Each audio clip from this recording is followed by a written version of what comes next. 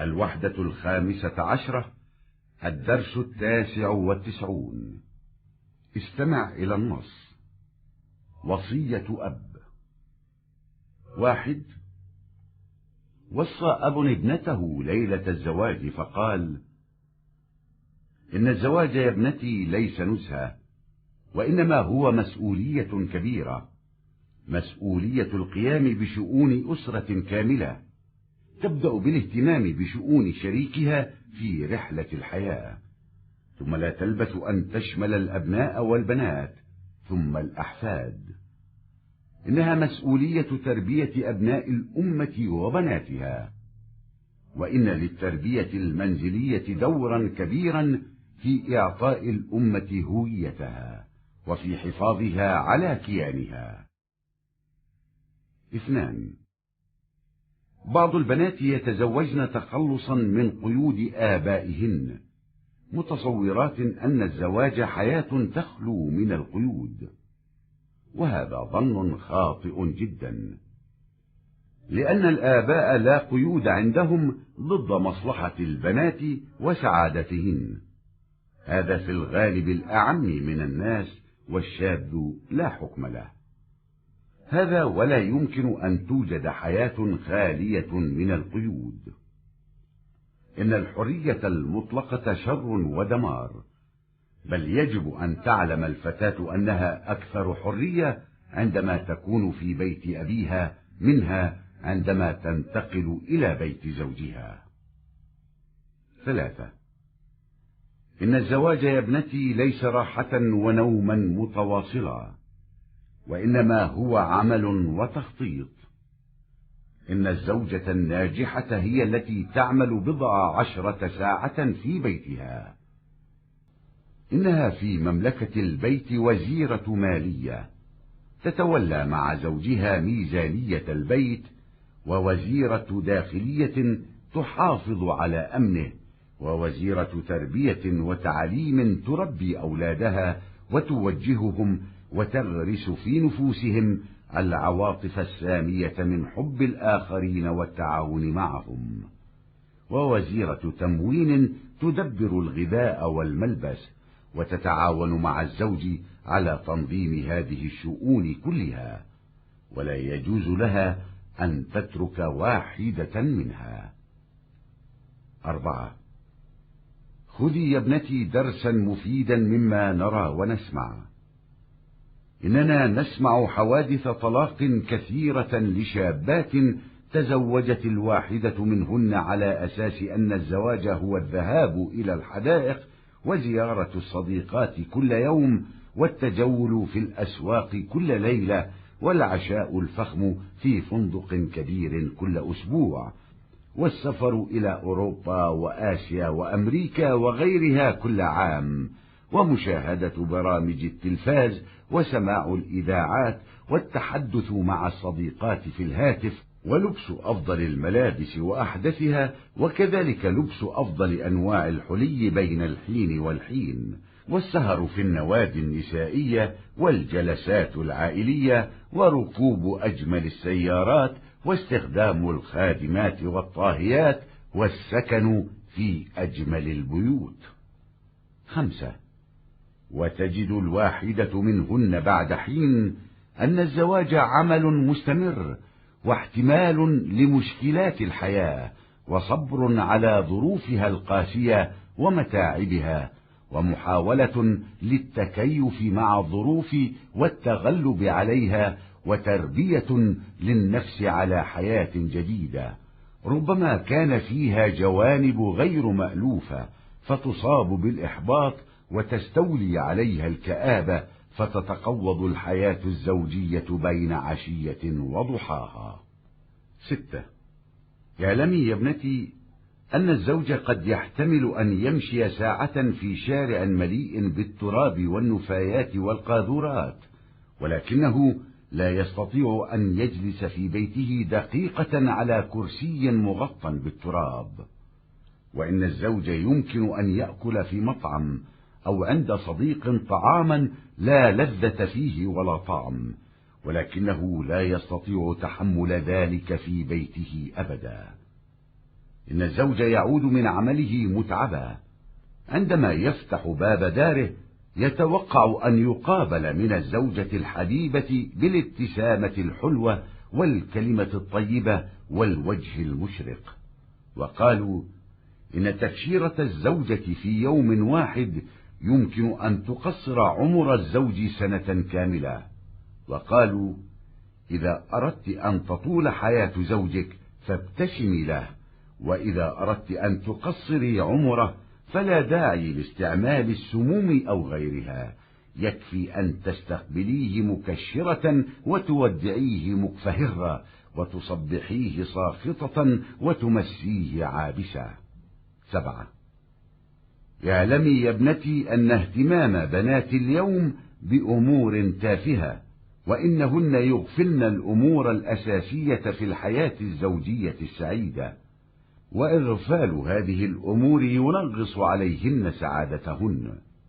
من الخطأ أن تهتم الزوجة بالشقق أو البيوت الجميلة الكبيرة وأثاثها أكثر مما تهتم بالزوج، ومن الخطأ أن تهتم الزوجة بالتلفاز الملون والفيديو الحديث والسيارة الجديدة أكثر مما تهتم بالزوج وطموحه. إن الشقة والتلفاز والسيارة لا توفر السعادة، إن القلب الكبير والعواطف الدافئة والتفهم العميق والتقدير الكبير والحب الحقيقي، كل أولئك هي التي تحقق السعادة، ومن ثم تأتي الأمور الأخرى، والله يوفقك. بسم الله الرحمن الرحيم. Arap tili huzurunuzda. O'quvchilar kitobi 3-qism. 15 bölük bir dadining vasiyati. 99-dars bir dadining vasiyati. Bir dada qizga to'y kechishni vasiyat qilib mundaq dedi: "Ey qizim, to'y qilish o'yin tomosha emas, faqatla u cho'ng bir mas'uliyatdir. Mukammal bir oilaning ishlarini bir taraf qilish mas'uliyatidir. Bu mas'uliyat hayot musobasidagi hamrohiga ko'ngil bo'lish bilan boshlangandan keyin uzun o'tmayla o'g'il qizlarni, andin nevarlarni o'z ichiga oladi. Bu millatning qiz o'g'illarini tarbiyalash mas'uliyatidir. Oilaviy tarbiyaning millatga kimlikni berish va millatning mavjudligini saqlashda cho'ng roli bor. Bir qism qizlar to'y qilishni cheklimidan xoli turmush deb tasavvur qilib, dadalarining cheklimlaridan qutulish uchun to'y qilishadi. Bu bakla xato o'ydir. Chunki dadalarining qizlarining manfaat va saodatiga zid cheklimisi yo'q. Bu kishilar ichidagi ko'pinchilardagi ahvol. Ozlari qatorga ilinmaydi. Bundaq bo'lishi cheklimidan xoli turmush bo'lishi mumkin emas, chunki mutlaq erkinlik yomonlik va vayronchilikdir. Balki qiz erining uyiga yetkazgan vaqtidan dadasining uyidagi vaqtida texmo erkin ekanligini bilish kerak. Qizim, to'y qilish rohat va uzluksiz davomlashadigan uyqu emas, faqatla u xizmat va planlashdir. Utuq qozongan ayol deganimiz uyda 10 soat ishlaydigan ayoldir. Bu uy davlatida moliya ministri bo'lib, eri bilan uyning tangpunligini boshqaradi. Ichki ishlar ministri bo'lib, uyning aminligini saqlaydi. Ta'lim tarbiya ministri bo'lib, bolalarni tarbiyalab, ularni to'g'ri yo'lga soladi va ularning qalblariga boshqalarni yaxshi ko'rib, ular bilan o'zaro yordamda bo'lishdan iborat buyuk mehribonlikni tikidi. Ta'minlash ministri bo'lib, yemak-ichmak, kiyim-kechakni idora qilib, eriga mushu ishlarning hammasini ratkilishda yordamda bo'ladi. Uning shu ishlardan birini tashlab qo'yishiga bo'lmaydi. Qizim, biz ko'rayotgan, anglayotgan ishlardan ahamiyatli savoq e'lon. Qizlarning ko'pchilik qilingan hodisalarni anglayotimiz. Ularning biri to'y qilish degan bog'chaga birish, har kuni do'stlarni yo'qlash, har kechasi bozor aylanish, har haftada cho'ng mehmonxonadagi hashamatli kechki tomoq, har yili Yevropa, Osiyo, Amerika va undan boshqa joylarga safar qilish, televiziya programmasini ko'rish, radio anglash, do'stlar bilan telefonda so'zlashish, eng yaxshi va yangi kiyimlarni kiyish, shuningdek pat-pat xilma-xil ziynatlarning yaxshilarini taqash, ayollar klublarida tunash va oilaviy yig'ilishlar, eng chiroyli mashinalarni minish, xizmatchi va oshpazlarni ishlatish va eng chiroyli uylarda o'tirish degan asosda to'y qiladi. Shulardan biri bir mezgildan keyin to'y qilishning uzluksiz davomlashadigan xizmat, hayot qiyinchiliklariga bardoshlik berish, hayotning qattiq sharoiti va jafolariga sabr qilish, sharoit bilan moslashib, uning ustidan g'olib kelishiga tirishish, yangi turmushga o'zini yetildirish ekanligini his qildi. Balkim shu turmushda ko'nalmaydigan taraflari bo'lib, g'ayron bo'lishi, uning ustidan jafo mushaqqatlar g'olib kelib, har ayollik turmush yarim yo'lda, ya'ni kech bilan tushning o'rtasida to'xtab qolishi mumkin. Ey qizim, shuni bilingki, har kishi soatlab to'pa, axlat va nijosatlarga to'lgan ko'chada minishga chidishi mumkin. Biroq u uyida to'pa qo'nib qolgan o'rindiqda bir minutmi o'tira olmaydi. Her kishi oshxona yoki do'stining qishida ta'mi yo'q, tetiksiz tomoqni yeyishi mumkin. Biroq u uyisida uningga har kim chiqa olmaydi. Her kishi xizmatidan charchab qaytadi.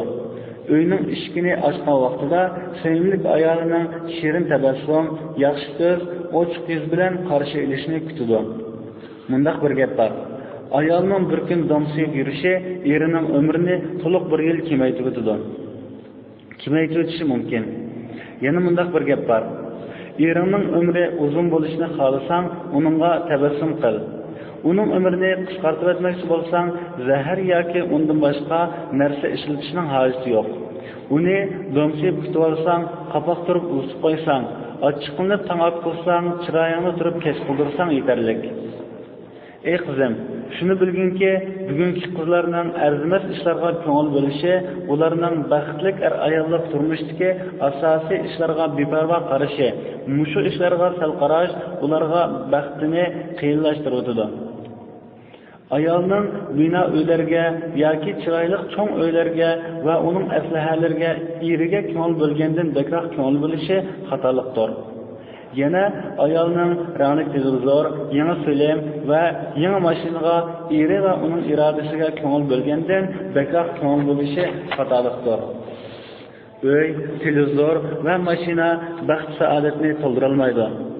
Cho'ng qalb, qizg'in mehribonlik, cho'nqur tushunish, qattiq qadrlash va haqiqiy muhabbat mana bularning hammasi baxt saodatni ro'yobga chiqaradigan ishdir. Shundoq bo'lgandila boshqa ishlar maydonga keladi. Alloh seni muvaffaq qilsin. الوحدة 15 الدرس 5 بعد 100.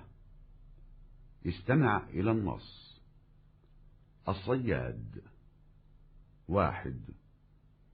حدث أحد الأصدقاء قال: بينما أنا في منزلي صبيحة يوم إذ دخل علي صياد يحمل سمكة كبيرة، فعرضها علي فلم أساومه فيها، بل أعطيته الثمن الذي أراده، فأخذه شاكرا متهللا وقال: هذه هي المرة الأولى التي أخذت فيها الثمن الذي اقترحته. أحسن الله إليك كما أحسنت إلي، وجعلك سعيدا في نفسك كما جعلك سعيدا في مالك. فسررت بهذه الدعوة كثيرا، وطمعت في أن تفتح لها أبواب السماء المغلقة دوني. وعجبت أن يهتدي شيخ عامي إلى معرفة حقيقة لا يعرفها إلا القليل من الخاصة، وهي أن للسعادة النفسية شأنا غير شأن السعادة المالية. فقلت له: يا شيخ، وهل توجد سعادة غير سعادة المال؟ فابتسم ابتسامة هادئة مؤثرة وقال: لو كانت السعادة سعادة المال لكنت أنا أشقى الناس، لأنني أفقر الناس. قلت: هل تعد نفسك سعيدا؟ قال: نعم، لأنني قانع برزقي مسرور بعيشي، لا أحزن على فائت من العيش، ولا تذهب نفسي حسرة وراء مطمع من المطامع. فمن أي باب يدخل الشقاء إلى قلبي؟ قلت: أيها الرجل، ماذا بك؟ ما أرى إلا أنك شيخ قد فقد عقله. كيف تعد نفسك سعيدا وأنت حاف غير منتعل، وعار إلا قليلا من الأسمال البالية والأطمار الممزقة؟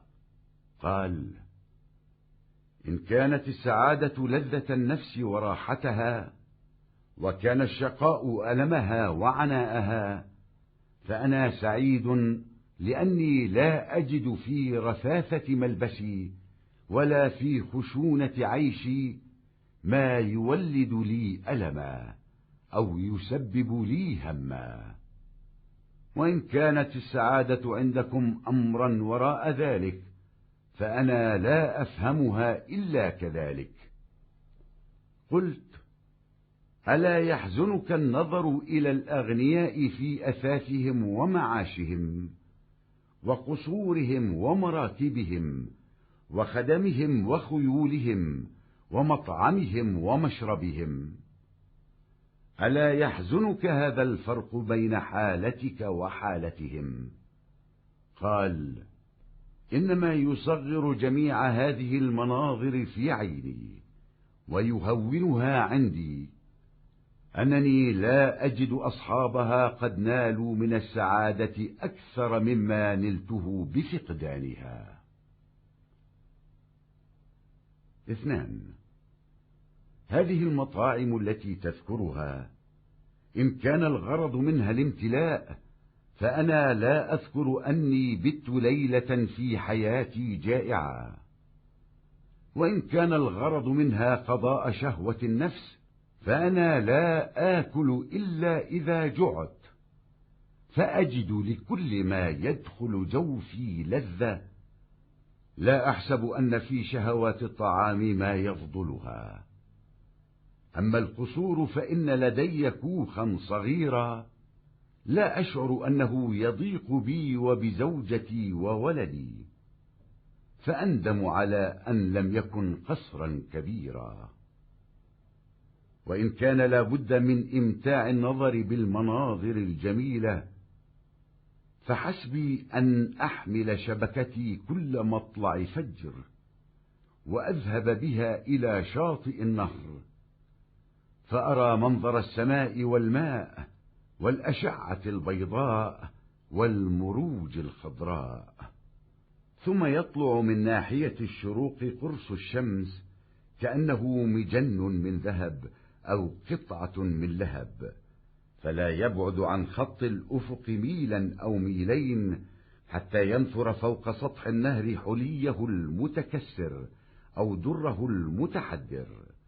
فإذا تجلى هذا المنظر أمام عيني يتخلله سكون الطبيعة وهدوءها، ملك علي شعوري ووجداني، فاستغرقت فيه استغراق النائم في الأحلام اللذيذة، حتى أحب أن أعود إلى نفسي، ولا أزال هكذا هائما في أحلامي حتى أشعر بجذبة قوية في يدي، فأنتبه فإذا السمك في الشبكة يضطرب، وما اضطرابه إلا أنه فارق الفضاء الذي يهيم فيه مطلق السراح، وبات في المحبس الذي لا يجد فيه مراحا ولا مضطربا، فلا أجد له شبيها في حالته إلا الفقراء والأغنياء. يمشي الفقير كما يشتهي، وينتقل حيث يريد، كأنما هو الطائر الذي لا يقع إلا حيث يطيب له التغريد والتنقير. ولولا أن تتخطاه العيون وتنبو عنه النواظر ما طار في كل فضاء ولا تنقل حيث يشاء. أما الغني فلا يتحرك ولا يسكن إلا وعليه من الأحداق نطاق، ومن الأرصاد أغلال وأطواق، ولا يخرج من منزله إلا إذا وقف أمام المرآة ساعة يؤلف فيها من حقيقته وخياله ناظرا ومنظورا، ثم يطيل التفكير: هل يقع المنظور من الناظر موقعا حسنا؟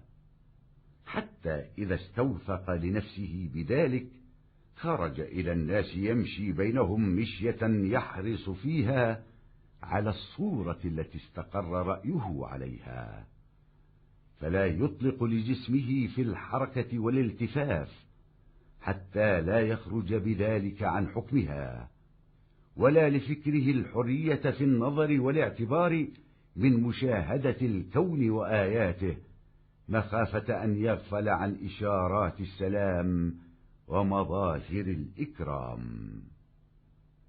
3. فإذا أخذت من السمك كفاف يومي عدت به وبعته في الأسواق أو على أبواب المنازل، فإذا أدبر النهار عدت إلى منزلي فيعانقني ولدي وتبش في وجهي زوجتي، فإذا قضيت بالسعي حق عيالي وبالصلاة حق ربي نمت في فراشي نومة هادئة مطمئنة لا أحتاج معها إلى ديباج وحرير أو مهد وثير. فهل أستطيع أن أعد نفسي شقيا وأنا أربح الناس بالا وإن كنت أقلهم مالا؟ لا فرق بيني وبين الغني إلا أن الناس لا ينهضون إجلالا لي إذا رأوني، ولا يمدون أعناقهم نحوي إذا مررت بهم، وأهون به من فرق لا قيمة له عندي ولا أثر له في نفسي. وما يعنيني من أمرهم إن قاموا أو قعدوا أو طاروا في الهواء أو غاصوا في أعماق الماء، ما دمت لا علاقة بيني وبينهم، وما دمت لا أنظر إليهم إلا بالعين التي ينظر بها الناس إلى الصور المتحركة. 4. لا علاقة بيني وبين أحد في هذا العالم إلا تلك العلاقة بيني وبين ربي، فأنا أعبده حق عبادته وأخلص في توحيده، فلا أعتقد ربوبية أحد سواه. ولا أكتمك يا سيدي أنني لا أستطيع الجمع بين توحيد الله والاعتراف بالعظمة لأحد من الناس، ولقد أخذ هذا اليقين مكانه من قلبي، حتى لو طلع علي الملك المتوج في مواكبه وكواكبه وراياته وأعلامه لما خفق له قلبي خفقة الرهبة والخشية، ولا شغل من نفسي مكانا أكثر مما يشغله ملك التمثيل. 5. ولقد كان هذا اليقين أكبر سبب في عزائي ورواحة نفسي من الهموم والأحزان، فما نزلت بي ضائقة ولا هبت علي عاصفة من عواصف هذا الكون إلا انتزعني من بين مخالبها وهوانها علي، حتى لا أكاد أشعر بوقعها، وكيف أتألم لمصاب أنا أعلم حق العلم أنه مقدور ولا مفر منه، وأنني مأجور عليه على قدر احتمالي إياه وسكوني إليه. 6.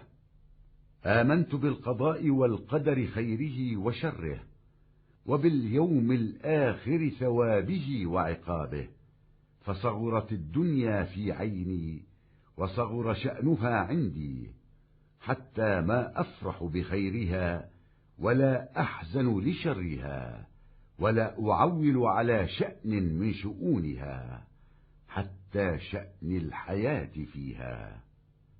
وأقسم ما خرجت مرة إلى ضفة النهر حاملا شبكتي فوق عاتقي إلا وقع الشك في نفسي.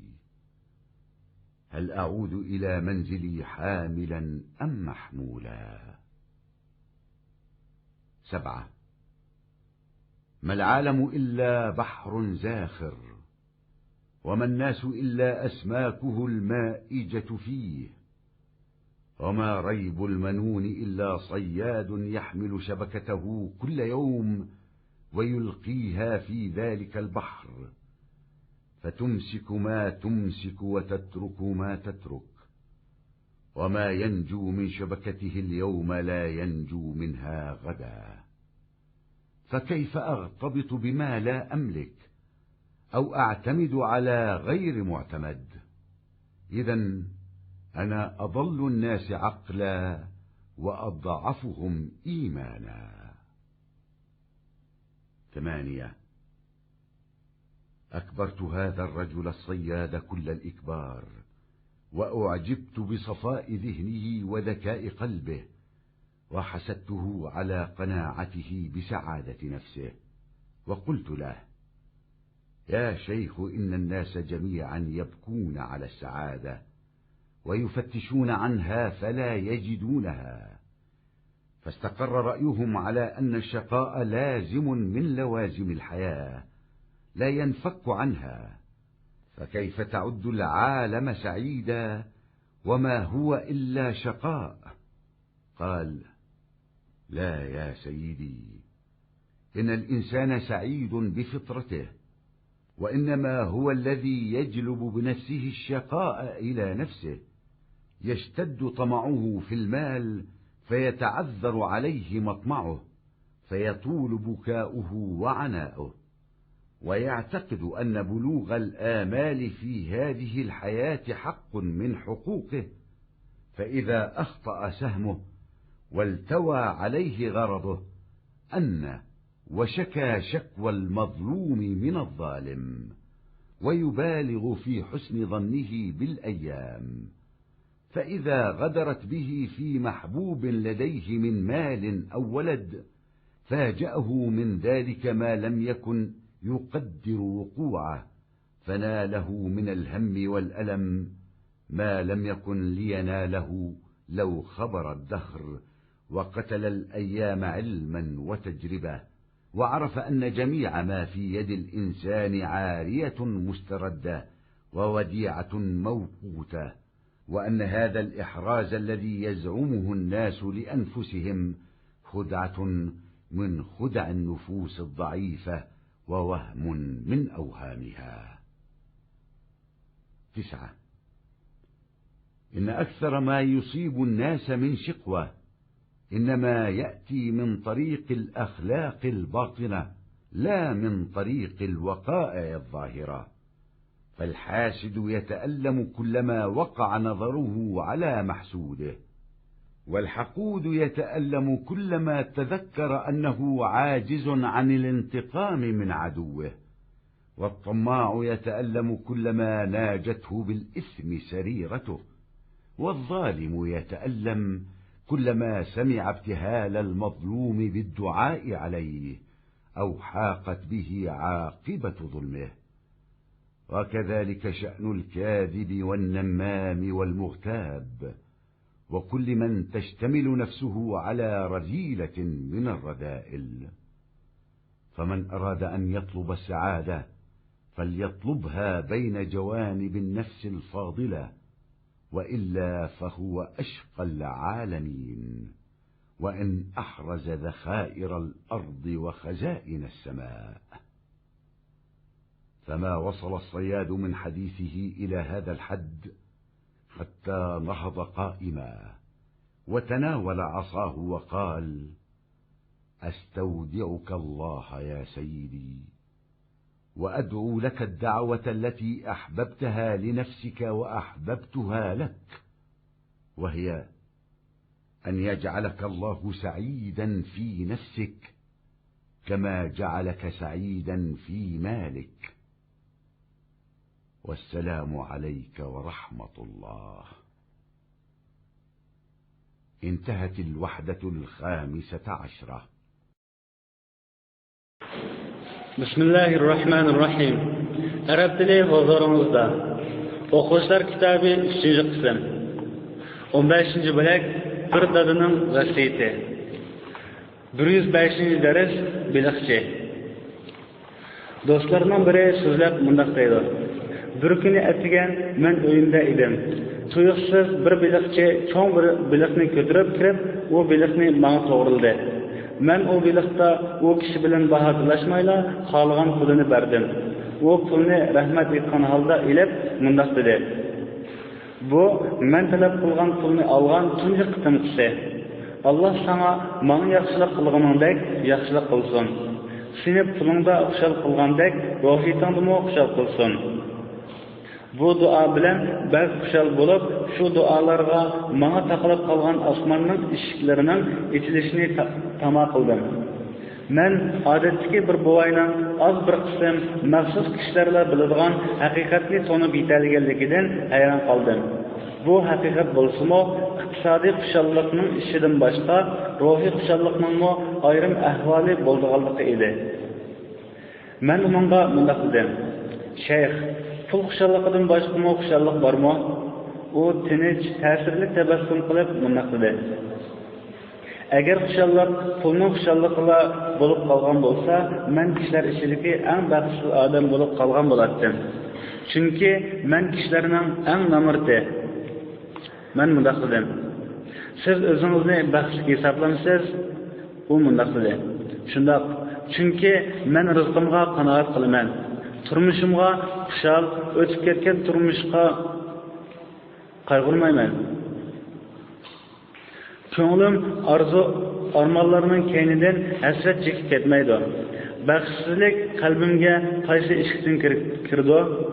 Men mundaq dedim: "Hey odam, sizdagi bu qanday ahvol? Men sizni faqat aqlini yo'qotgan bir bovay deb qarayman. Qandaqmi o'zingizni baxtli hisoblaysiz? Siz oyoqsiz, yalang oyoq, ozgina ko'na va yirtiq kiyimlarla kelgan yalang'och odam tursangiz." Bu kishi mundaq dedi: "Baxt degan ko'ngilning huzuri va rohati, baxtsizlik degan ko'ngilning dard alimi bo'lgan ekan, men baxtlik. Chunki men ko'ni kiyimda va yoki qattiq quruq turmushda menga alamni paydo qiladigan yoki g'amni ilib keladigan ishni topmayman. Agar baxt sizlarning nazaringlarda undan boshqa ish bo'lsa, men baxtni shuningdekla tushunaman." Men mundaq dedim: "Sizni boylarning uy saymonlari, turmushlari, ayvon saroylari, uloqlari, xizmatchilari, otlari va yemak-ichmaklariga qarash bearam qilmamdi? Sizning ahvolingiz bilan ularning ahvolining o'rtasidagi farq sizni bearam qilmamdi?" Bu kishi mundaq dedi: "Mening shu ishlarning egalarining men shu narsalarni yo'qotish orqali erishgan baxtdan ko'proq erishganligini topolmaganligim bu ko'rinishlarning hammasini mening ko'zimda kichiklashtirib, mening nazarimda ojizlashtirdi. Siz tilga olgan mushu tamoqlar maqsad uningdan to'yish bo'lsa, men o'zimning hayotida bir kecha och qunib boqqanligimni eslayolmayman. Agar maqsad ulardan nafsining havasini qondirish bo'lsa, men faqat qo'rsqim ochgan vaqtda yeyman. Chunki men qo'rsqimga kirgan har qanday bir narsaning huzurini his qilaman. Tamoqqa havas qilishda uningdan ortiqi bor deb o'ylamayman. Ammo ayvon saroylar mening kichik bir kapam bor. Uning menga, ayolimga va balamga tarkilib, uning cho'ng saroy bo'lmaganligimga pushaymon qilmayman deb his qilmayman. Pushaymon qilaman deb his qilmayman. Chiroyli manzaralar bilan ko'zni hozirlantirish kerak bo'lsa, menga har tong otgan vaqtda to'rimni ko'tarib, daryo qirg'og'iga ilib berib, osmon, suv, oppoq sho'la, yop-yeshil o'tloqning manzarasini ko'rishim menga yetarlidir. Shundan keyin sharq tarafdan yumaloq quyosh oltin qalqon yoki o't parchasidek chiqadi. Ufq chiziqidan 1 mil yoki 2 mil yiroqlashmayla daryo yuziga parchlangan zinnat yoki to'kilgan marvoyit chiziladi. Ko'z oldimda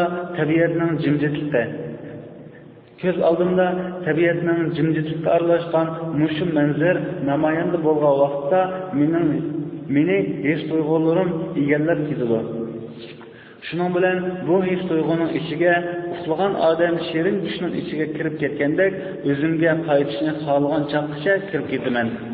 Qo'limdagi kuchli bir tortishni his qilganga qadar tush ko'raveraman. Mushundoq ko'raveraman. Shuning bilan asl-o'shimni yig'man. Qarg'udek bo'lsam, biliq to'rda silkinyotdi. U faqat erkin yuradigan bo'shliqdan ayrilganligi, rohat va yoki silkinishni topolmaydigan qamoqqa tushib qolganligiga silkinyotdi. Uning shu holatiga faqat kambag'al va boylarni o'xshalayman. Kambag'al xohlaganicha mengib, xohlagan yerga boradi. Xuddi u yaxshi tayyorlaydigan va davlalaydigan yerga tushadigan qushga o'xshash. Uningdan ko'zlari o'tib ketmagan, nazarlar yiroqlashmagan bo'lsa, har qanday bo'shliqda uchalmagan, xohlagan yerga borolmagan bo'ladi. Ammo boy harakat qilsin yoki jim tursin, uning ustida ko'zining tasmalari, ko'zdish kishan tuvoqlari bo'ladi. Uydan aynakning oldida bir soat turib, o'zining haqiqati bilan xiyolidagi qarg'uchi bilan qaralg'uchini aynakda birlashtirgan vaqtda chiqalaydi. Ondan keyin uzun o'ylandi. Qarg'uchining nazarida chiroyli o'rindimi? O'zi shuningga ishonch qilgan vaqtda kishilarning qishiga fikri shu ustida o'rnashgan suratga qiziqadigan holatda mingib chiqadi. O'zining badanini harakat va qarashlarda shu suratning hukmidan chiqib ketmaslik uchun erkin qo'yatmaydi va erkin fikrni qarash dunyo va dunyoning faktlarini ko'rishdan iborat ilishqa salom ishoratlari va hurmat ko'rinishlaridan bexabar qilishdan asrab erkin qo'yatmaydi. Bir kunligimga yetarli biliqni olsam, uni ilib qaytib, bozor yoki uy eshiklarida sotaman. Kunduz ketgan vaqtda bo'lsa, uyga qaytmanda, balam meni quchoqlab, ayolim yuzimga qarab xushchiroy ochdi. Balarimning haqqini sa'iy orqali, Robbimning haqqini namoz orqali ado qilgan vaqtimda ko'rpamda tinch, rohatlik uyqumni uxlayman. Bu uyquda yumshoq ipak yoki yumshoq bo'shikka muhtoj bo'lmayman. Men kishilarning ichidagi pulisi eng oz kishi bo'lsam-mu, kishilarning ko'ngil jihatda eng xotirjam turib, o'zimni qandoqmi baxtsiz hisoblayman. Men bilan boyning o'tiridagi farq faqat ular meni ko'rsa, ulug'lab o'rnidan turishmaydi. Ularning qishini o'ssam, bo'yinlarini men tarafga so'zmaydi. Mening nazrimda qimmati bo'lmagan, ko'nglimda uning ta'siri bo'lmagan nima degan arzimas farqqa?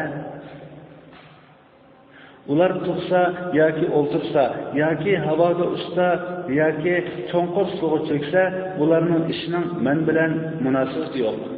Ilham men bilan ularning o'tirida aloqa yo'q. Ularga faqat kishilar harakatlik sirati qaraydigan ko'z bilanla qarab kelyapman. Mushu dunyoda men bilan hech kimning o'tirida aloqa yo'q. Faqat men bilan Parvardigorimning o'tirida shu aloqa bor. Chunki men Rabbimga loyiq ravishda ibodat qilaman. Uni xolis bir deb bilaman. Undan boshqa hech kimni Rabb deb e'tiqod qilmayman. Apandim, men sizni yo'shirmayman. Men Allohni bir deb bilish bilan kishilar ichidagi biror odamni katta deb bilishning o'ttirisini jo'g'lay olmayman. Mushu ishonch qalbimdan o'rin oldi. Hattoki menga haybatlik podshoh askarlari, qo'g'dug'ichlari va bayroq alamlari ichida chiqib kelsimi, yurkim uningga qo'rqib soq qolmaydi. Va ko'nglimdan rol olgan podshoh egallagandan ko'p o'rinni egallamaydi.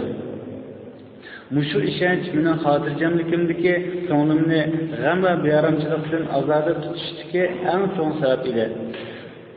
Menga biror qiyinchilik tushib, mushu dunyoning bo'ronlaridan biror bo'ron chiqib qolsa, tirnoqlari bilan menga tushgan qarliq o'tirdan meni yulib oldi. Hattoki men uning yuz berganini bilmayla qolman. Men uning taqdir qilinib, uningdan qochadigan o'rinning yo'qligini mening uningga chidamchan bo'lishimga va uningga sabr qilishimga qarab ajr beradiganligimni aniq bildigan musibatga qanday muozzafinday. Men qazo qadrining yaxshi yomoniga, oxirat kunining savob jazosiga iymon etdim. Shunlashqa dunyoning ishi mening nazarimda kichik bo'lib qoldi. Hattoki dunyoning yaxshiligi bilan xushal yomonligi uchun bearam bo'lmayman. Dunyoning ishlaridan biror ishqa, hattoki dunyoda yashash ishig'imi ishonch qilmayman. Qasam qilamanki, to'rimni uchimga ortib, daryo qirg'og'iga har qitim chiqsamla, ko'nglimga mundoq shak tushadi. Uyimga ko'tarib qaytamdim yoki ko'tarilibmi? Dunyo faqat to'lib to'lgan bir dengizdir. Kishilar bo'lsa, shu dengizda uzatgan biliqlardir. O'limning gumoni faqat bir ovchiki, to'rini har kuni ilib berib, shu dengizga tashlaydi. Bu to'r chiqqanini tutib, qo'yib qo'yganini qo'yib qo'ydi. Uning to'rida bir kun qutulganlar ata qutulmaydi. Men ega bo'lmaydigan narsa bilan qandoqmi xushal bo'lay? Tayanqili bo'lmaydigan narsaga qandoqmi tayinay? Agar shundoq bo'lsam, men kishilar ichidagi aqli ozgan, iymoni eng ojizi bo'lib qolaman. Men bu biliqchi kishini bek to'ng bilib ketdim. Zehnining ochiqligi, qalbining zerikligiga hayron bo'ldim. Uning ruhiy xushalligiga qanoat qilganligiga hasad qilib, uningga mundoq dedim: "Ey shayx, barliq kishilar saodatni deb yig'laydi va uni o'zisimi topolmaydi. Shuning bilan ularning qarashi baxtsizlik, hayotning bir taqozosi bo'lib, hayotdan ajramaydi deganga qaror topdi. Siz dunyoni qandoqmi baxtlik deb hisoblaysiz? U bir baxtsizlik tursa, u kishi mundoq deydi: "Yo'q efendim, inson o'zining yaratilishida baxtsizlikni o'ziga ilib keladi. Uning pulga bo'lgan tamasi ko'payib, uning tama qilgan ishi uningga ig'ir keladi. Shuning bilan yig'isi, jafosi uzun bo'ladi. U mushu hayotlikda arzu armonlarga yetishni o'zining bir haqqi deb qaraydi. Uning o'qi xato tegib, maqsadi qiynalib qolsa, qaqshab mazlumning zolimdan shikoyat qilganidek shikoyat qiladi. U kunlarga yaxshi qarashda chekin oshiradi. Kunlar uni yaxshi ko'radigan puli yoki bolasidan oldisa, u yuz berishni faraz qilmagan ish uningga tuyuqsiz yuz berib, uningga zamondan xabar bo'lsa, kunlarga ilm tajribasi bo'lsa va insonning qo'lidagi narsalarning hammasining o'tkinchi bo'lib qaytarilganligini, vaqtliq omonat ekanligini bilsa va kishilar o'zining deb qaraydigan mushu erishishlarning ojiz qalblarning bir aldishi, bir vahimasi ekanligini bilgan bo'lsa, uningga yetmaydigan dard alamlar yetadi.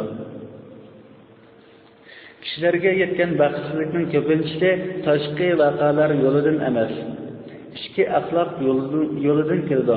Masalan, hasad qilguvchi o'zi hasad qilgan kishiga nazari tushgan vaqtda azoblandi.